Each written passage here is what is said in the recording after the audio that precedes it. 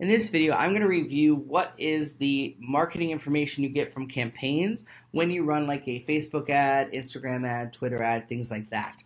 So my primary focus has been around using Command to run Facebook ads.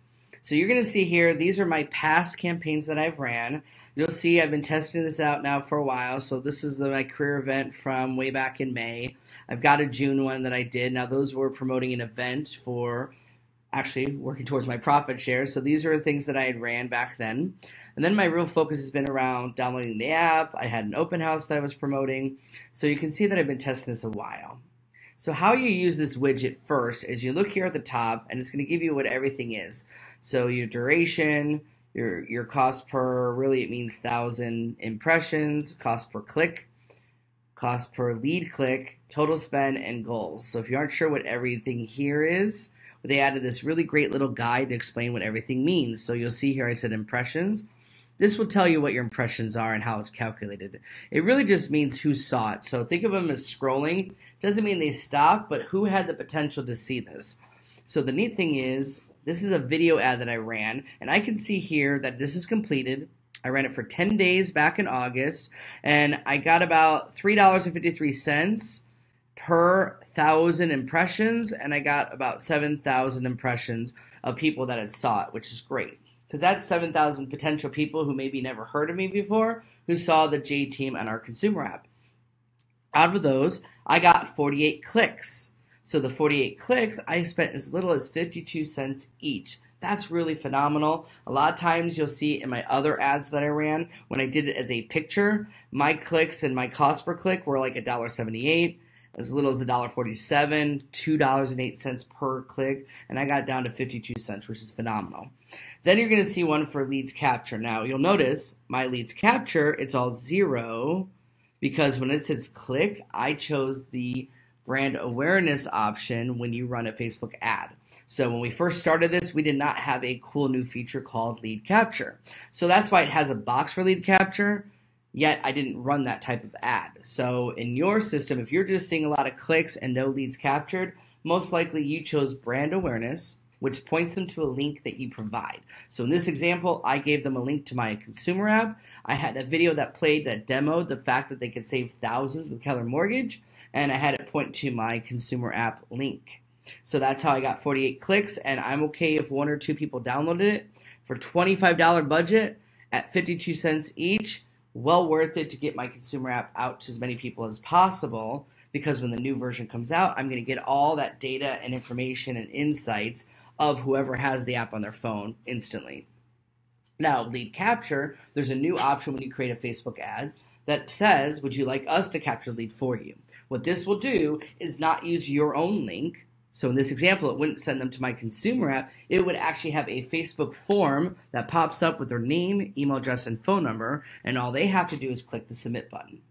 Now, I've seen a lot of people who said, hey, I used that form with lead capture. I got 30 clicks, and only 9 actually captured the lead.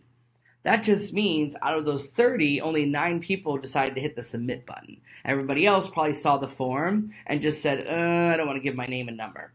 So we have to make sure if we're going to use that type, you have something really strong as your item of value and a strong call to action.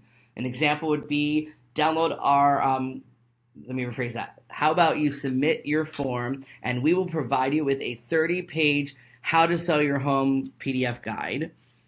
So hit submit and we will email you the guide.